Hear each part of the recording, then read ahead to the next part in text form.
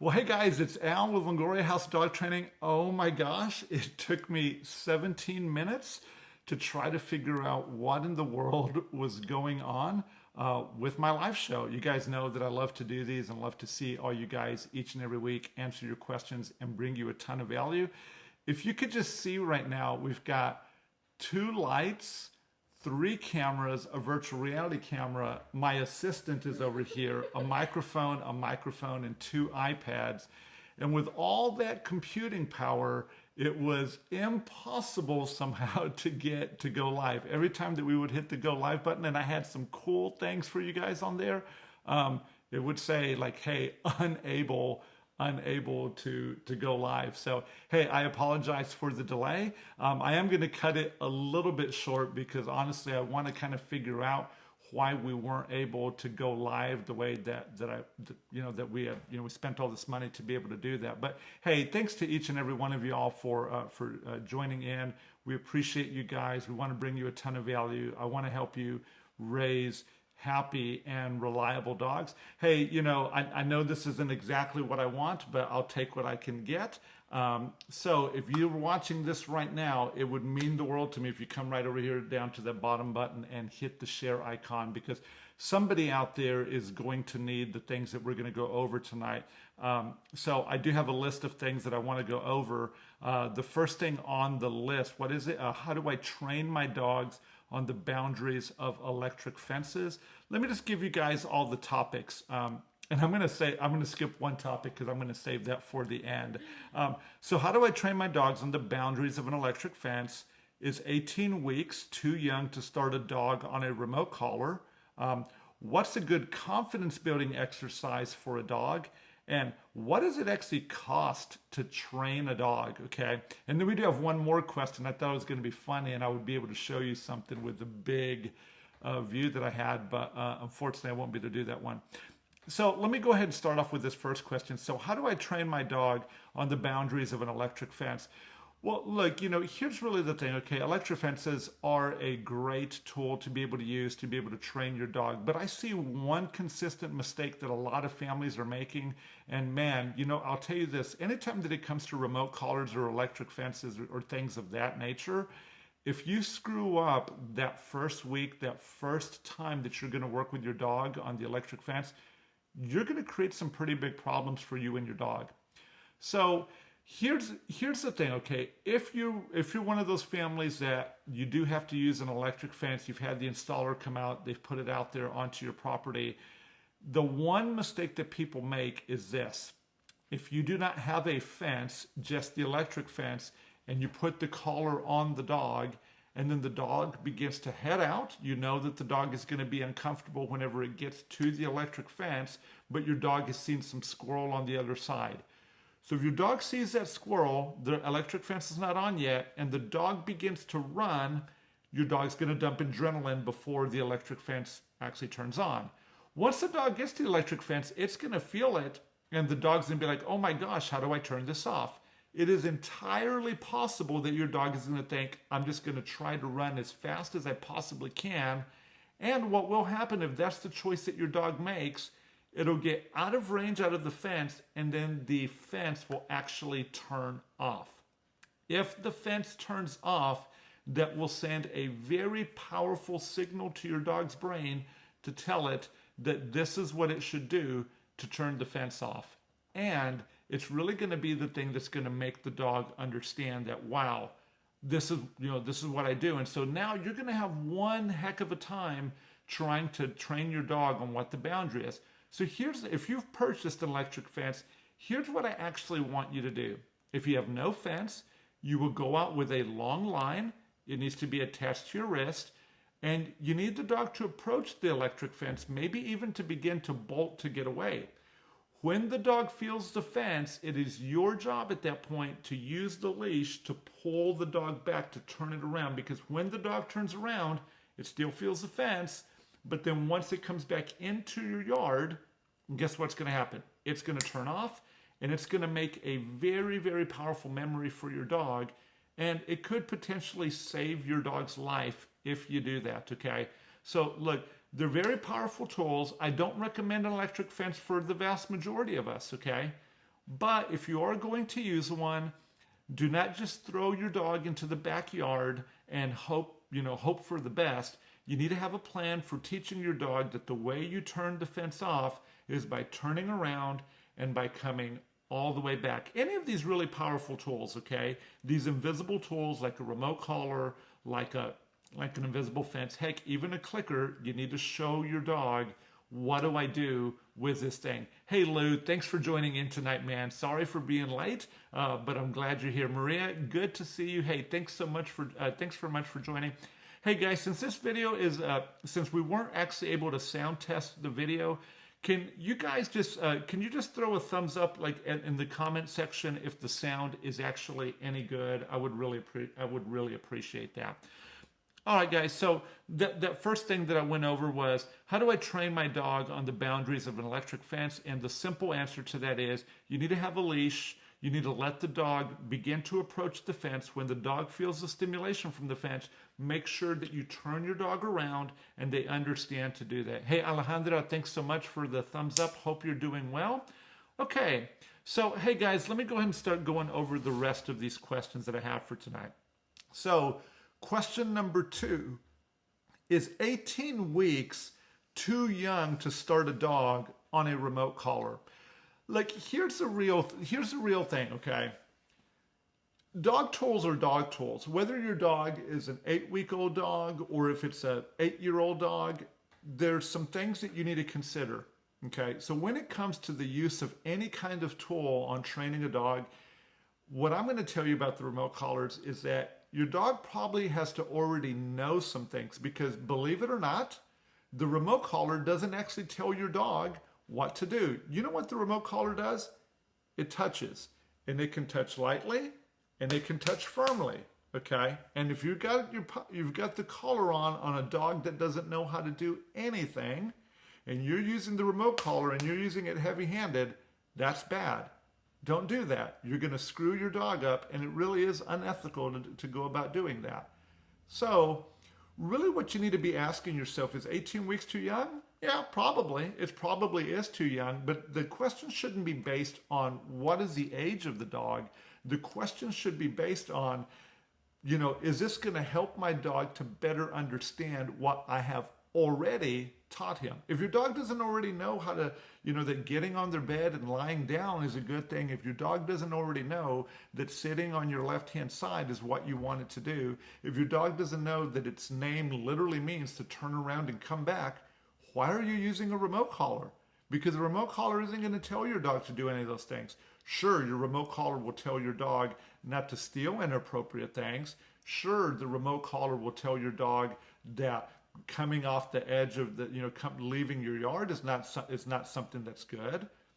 But telling your dog no doesn't ever tell your dog what to do. And there's so many things that you need to be doing, in that first year of your dog's life, showing it what you want. Sure, you should set boundaries, but don't be lazy.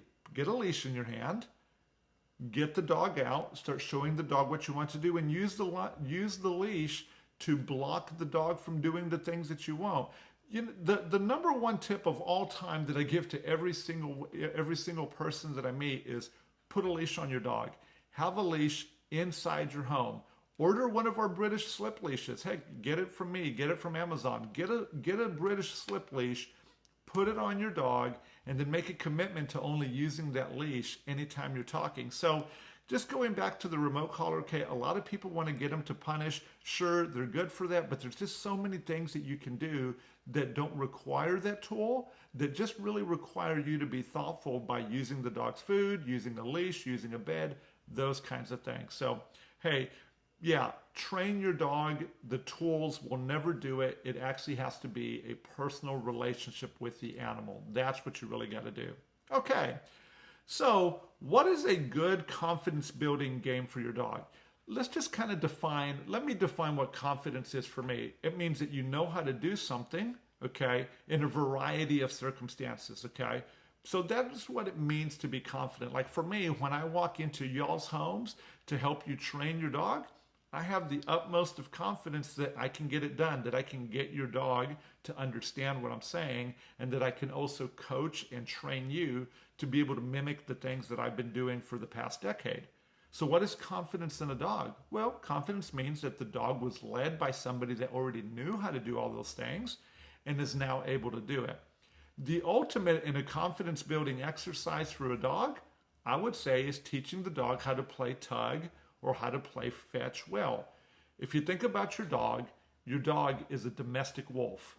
It's a wolf, and the wolves love to hunt, and they love to tug, and they like to be possessive and do things, okay? So if you get your rope toy out, you get your flirt pole out, you get your tug, you get any of these toys out, and you begin to play with your dog, and then as you're playing, you ask the dog to begin to do some of the things that that you've taught it, that's going to be the ultimate confidence building exercise, because the consequence, the reward for your dog actually doing the thing that you want it to do is going to be the thing that the dog enjoys the most, which is to play. That could also be, for throwing a ball.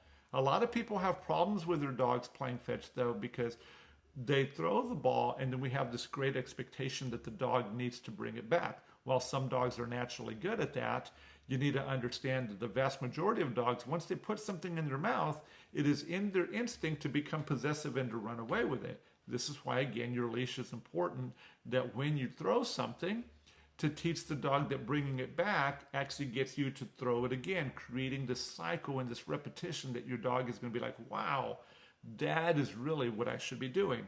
So the greatest confidence building game of all time is playing tug with your dog and then inserting obedience commands like heeling, like sit stays, down stays, and coming when called into the game of tug.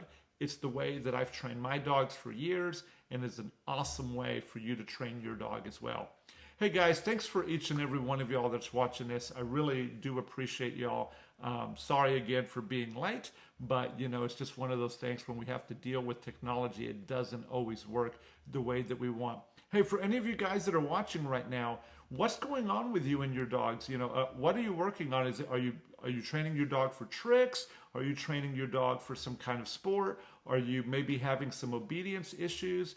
Is there something that I can do for you guys tonight that's going to bring you value? I can't tell you how much I appreciate your attention, that you're sharing your time together with me. That always really means so much to me. But if I can bring you any value at all, this is why we do this. Okay, so on to question number 4. What does it cost to train a dog? I get this question several times a week, and the question, what does it cost to train a dog? Well, it could be free, or it could be a lot of money depending on what you want. Today, I actually got the question, like, how do I potty train my dog? How much do you charge to potty train a dog? Well, we will give you resources to be able to potty train your dog, and we put all of that content out there for free, whether it's on Facebook, obviously here on Facebook, on Instagram or YouTube. All those questions, all those videos are out there for you to be able to do that.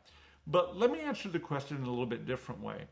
What does it really cost to train a dog? Well, if you're wanting a dog that's going to have the ultimate in obedience and reliability, you're looking at several $1,000s to be able to do that for your average to, average and above dog. Your below average dog and your dog that doesn't have a lot of intelligence, it's going to take even more, because it's going to take a lot more of your effort. It's going to take a lot more of your time.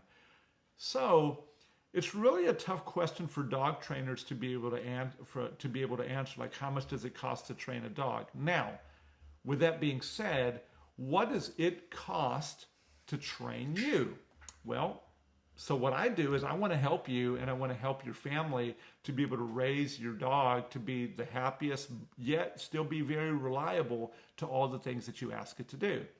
We put out a lot of content so that way we can educate you at so we're not making any money for that. We definitely want to make sure that you've got the resources absolutely for free. But training you sometimes involves coaching. And so when I begin to coach families, we actually start our obedience course at $599. And if you're then wanting guarantees that your dog is going to learn a list of things that are going to be life-changing for you and your family, then the price for that goes up to $799, for you to be able to have something like that. If you're going to ask, hey, I want a trainer to be in my home each and every week for a couple of months to make sure that I'm getting it right. But beyond that, if you're looking to take your dog even further, then what's going to need to happen is that then you need to get more coaching. And yes, coaching is expensive.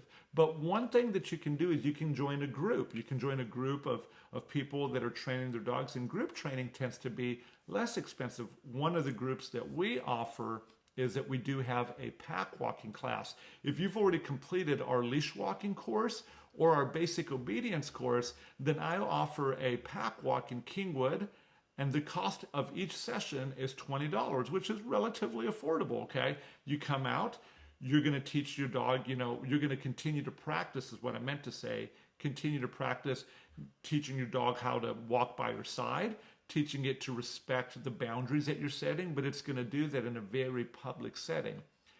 Over the years, I've been blessed that, I just love to train dogs and I don't have to pay money to somebody to do that. But we try to be really fair to be able to help you. Yes, it does. I do have to charge if I have to come into your home. But, okay, once you get the tremendous value that represents, you can go about in training on your own. And then, of course, you can come back here and be able to ask questions. So training a dog, it is expensive. It's like training your children or anybody else. It's just important that we make that investment into their lives to be able to help them to know what we actually do want them to do. Well, guys, I've gone through all the questions. I see several of you guys are watching. Any of you guys that are watching for the first time, hey, thanks so very much for watching this tonight. I've answered several questions, but if there's some way that I can bring value to you, I would love to be able to do that. But if you don't have any other questions, I do have something that was kind of funny that I wanted to share. I do have an Alexa skill, and here, let me actually shut her up because she'll start listening to me. If you don't know what this is the Amazon Echo, and it has the artificial intelligence Alexa. Really a very, very cool thing. Here, just a second. Go over to that over there and hit the mute button because it's going to want to start talking to me. There we go. So, with your Amazon Echo, you can do a lot of different things. But one of the cool things that we have is we have some skills on there where you can directly ask me questions anytime that you want. I think it's just a phenomenal way for me to be able to help you guys. But it's really interesting because sometimes I see some pretty interesting questions come in. So somebody earlier this week actually asked my skill, how many ounces are in a cup? So this is kind of funny if you guys don't know this about me. I was in the restaurant industry for a number of years. And I honestly didn't know how many ounces are in a cup. So look, I'm just going to give you a quick tutorial. If you want to know anything, you can ask this thing practically anything that you want. So here we go. We're going to find out. Alexa, how many ounces are in a cup? 1 cup equals 8 fluid ounces. So there you go. Not only are you going to get dog training knowledge on my show, but I'll be happy to ask Alexa any questions that you want me to ask, like how many ounces are in a cup? Or when do the Houston Rockets play next? They're playing right now. But there's just so many different things to do. But hey, this is a really fantastic way to be able to engage with us. We do have 2 skills on the Alexa store. One of them is a daily tip. I'm going to see if I can throw that up here on the screen. One of them is a daily tip. The other thing is a way for you to be able to ask me questions. I'm going to show you the daily tip real quick because I think that's pretty cool. So if you own one of these, if you're getting one of these for Christmas, okay, or already have one, you can say, Alexa, what's the news? Oh, and she didn't hear me. Look at that. It automatically fails. All right, here we go. Let's try one more time. Let's try. Alexa, what's my news? Here's your flash briefing. From Longoria House. There you go. Helping you So raise that's a good happy, stuff. reliable dog. What is your favorite treat to give Alexa, stop. Dog? So you've got those things on there to really be able to help you to be able to train your dog. So if you haven't already done that, it's absolutely free. If you'll just go to the skill store, if you go to the Amazon Alexa app on your phone, and then when you're there, you're going to go to the top left-hand corner. That's the hamburger, those 3 lines that are there. You'll go there, And then you're going to see a drop down menu that says skills and games. It's going to give you that little magnifying glass for you to search. Type in Longoria House and you're going to see the icons there. But look, let me go ahead and throw those up for you guys that are watching this. And after that, if nobody has any, well, if you do have questions, go ahead and drop them in right now. And I'll make sure to go over anything that's going on with you and your dog. But I'm going to put the links to these skills. They're absolutely free. It's a great way to be able to engage with us. And the nice thing is as I continue to create content for you folks, I'm actually going to be able to, in the future, if you're going to be able to ask the device questions, you'll be able to ask your Alexa questions, and she will immediately give you my responses that are going to be saved in there. So it's really a pretty powerful thing to do. All right, so let me head over there. I'm going to drop this in the comment section for you guys.